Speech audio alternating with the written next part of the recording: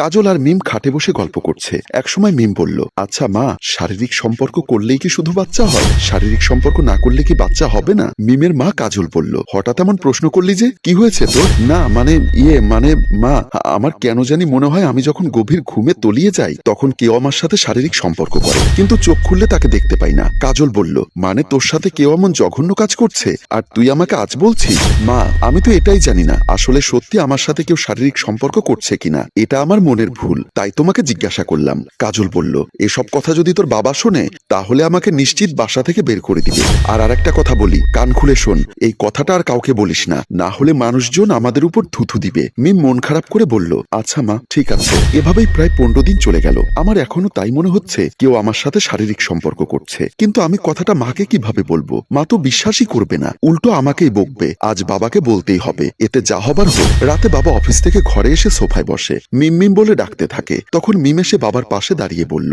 জি বাবা বলো, আমার জন্য এক গ্লাস পানি নিয়ে আয় তো মা। আচ্ছা বাবা, তুমি বসো, আমি এক্ষুনি নিয়ে আসছি। এই বলে মিম চলে যায়। একটু পর মিম পানি নিয়ে আসে। এই নাও বলে পানির গ্লাসটি হাতে দেয় এবং পাশে বসে। বাবা, একটা কথা বলবো? হ্যাঁ বলো। বাবা, তুমি কি কথাটা শুনে আমার উপর রাগ করবে? কি এমন কথা আছে যেটা শুনে আমি রাগ করব?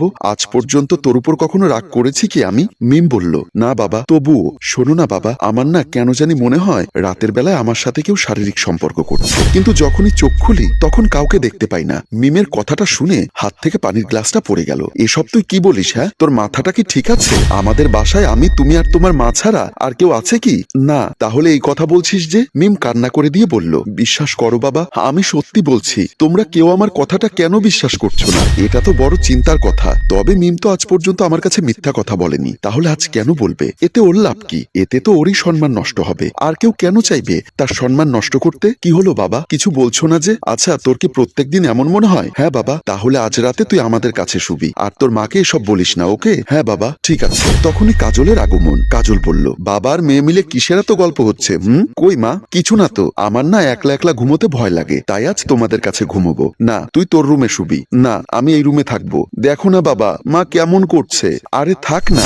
রাতে খাওয়া দাওয়া শেষ করে তিনজনে শুয়ে পড়লো। আমি সাইডে আর মিম মাঝখানে, কাজল তার পাশে। সারা রাত আজ জেগেই থাকবো। সত্যি কি মিমের কথাগুলো সত্যি? আজ তা প্রমাণ হয়ে যাবে। আমি ঘুমের অভিনয় করে শুয়ে আছি আর মনে মনে বলতে থাকি, আজ রাতে কেউ যদি মিমের সাথে শারীরিক সম্পর্ক করতে চায় তাহলে তাকে এমন শাস্তি দিব যেটা সে সারা জীবন মনে রাখবে। ঠিক তখনই পাশে থাকা মোবাইলের অ্যালার্ম বাজতে শুরু করে। রাত প্রায় 12:30। মিজান চৌধুরী তখন মনে মনে ভাবে, আমি তো মোবাইলে অ্যালার্ম দেইনি, অ্যালার্ম দিল কে? আর অ্যালার্ম দেওয়া ছাড়া তো অ্যালার্ম বাজার কথা নয়। আমার তো কিছুই মাথায় ঢুকছে না, তবুও ঘুমের ভান করে শুয়ে আছি। ঠিক তখনই আমি যা দেখলাম তা কখনো কল্পনাও করতে পারিনি। একটা অতৃপ্ত আত্মা ঘরের ভেতর ঢুকলো। অতৃপ্ত আত্মার গায়ে সাদা কাপড়, কিন্তু এখানে কি করছে তা আমাকে জানতেই হবে। তাই ঘুমের ভান করে শুয়ে আছি। অতৃপ্ত আত্মাটা ঠিক মিমের উপর শুয়ে পড়লো। মনে হচ্ছে কিছু করছে, আমি তো কিছুই দেখতে পাচ্ছি না। খুব ভয় করছিল তখন, কিন্তু আমাকে যে জানতেই হবে এই জিনিসটা কি। তাই হাতটা বাড়িয়ে আত্মাটাকে ছুঁতে চাইলাম, কিন্তু এ কি, আমি স্পর্শ করতে পারছি না কেন। তখনই মিমের ঘুম ভেঙে গেল।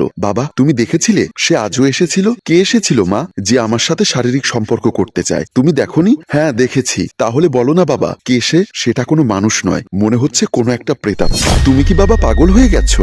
এই দুনিয়ায় আত্মা, ভূত, প্রেত নামে কোনো জিনিস আছে নাকি? এসব কিছুই নেই, সবকিছুই মানুষের কল্পনা। এটা যে কল্পনা নয়, এটা সত্যি। আমি এই দুচোখ দিয়ে স্পষ্ট দেখেছি। তাহলে তুমি বলতে চাচ্ছ কোনো অতৃপ্ত আত্মা আমার সাথে শারীরিক সম্পর্ক করতে চাচ্ছে? হ্যাঁ, কিন্তু বাবা, ওই আত্মার লাভ কি সেটা তো জানি না, কিন্তু সময় হলে ঠিকই জানতে পারবো। এখন কথা বলিস না, তা না হলে তোর মা জেগে গেলে সমস্যা হয়ে যাবে। আর তুই এখন তোর ঘরে যা, বাকি কথা কাল হবে, ওকে? তারপর মিম ওর রুমে, আমি কাজলকে জড়িয়ে ধরে শুয়ে পড়লাম। আমি জড়িয়ে না ধরলে আবার কাজল ঘুমোতে পারে না। তবে আজ কিভাবে পারলো কে জানে, ঘুমিয়েছে কিনা। সারা রাত ঘুমোতে পারিনি। বারবার ওই আত্মাটার ছবি চোখের সামনে ভেসে উঠছে। কি চায় আত্মা ওর কাছে সেটা আমাকে জানতেই হবে। তার আগে এই মোবাইলটার ব্যবস্থা করতে হবে। সারা রাত ঘুমোতে তো পারিনি, কিন্তু সকালবেলা অল্প হলেও মনে হয় ঘুমিয়েছি। যতক্ষণ ঘুমিয়েছিলাম তখন একটা ভয়ানক স্বপ্ন দেখেছিলাম। স্বপ্নটা ঠিক এমন, কোনো একটা সাদা চাদরের আত্মাটা আমাকে বলছে, আমার পথে বাধা হয়ে দাঁড়ালে নিজের প্রাণটা অকালে হারাবি, তার চেয়ে ভালো আমার পথ থেকে সরে যা। স্বপ্নটা শেষ হতে না হতেই ঘুমটা ভেঙে গেল।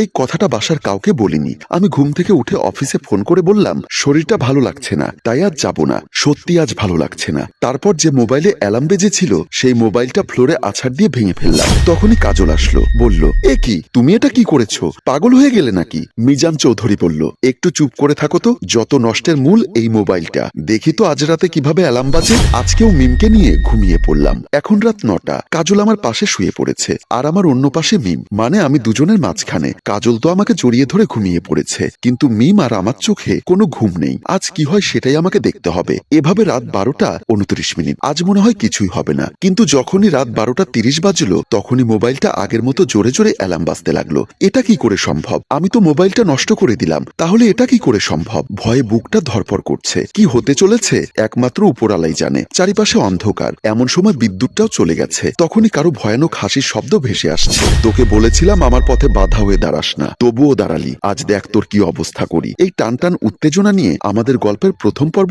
এখানেই শেষ হয়। সম্মানিত ভিউয়ার্স, কে এই আত্মা, কি তার পরিচয়, কেনই বা মিমের সাথে শারীরিক সম্পর্ক করতে চায়, এবং মিজান চৌধুরীর সাথে কি হলো, সবকিছু জানতে কমেন্ট করুন দ্বিতীয় পর্বের জন্য। গল্পের ভালো ভিউ হলে দ্বিতীয় পর্ব নিয়ে আসবো। গল্পটির ভাবনায় SM নাজিম, পরিচালনায় রেজাউল কবির চৌধুরী, প্রযোজনায় FA নয়ন চৌধুরী। গল্পটি ভালো লাগলে লাইক, কমেন্ট ও শেয়ার করে আমাদের পাশেই থাকুন। ধন্যবাদ।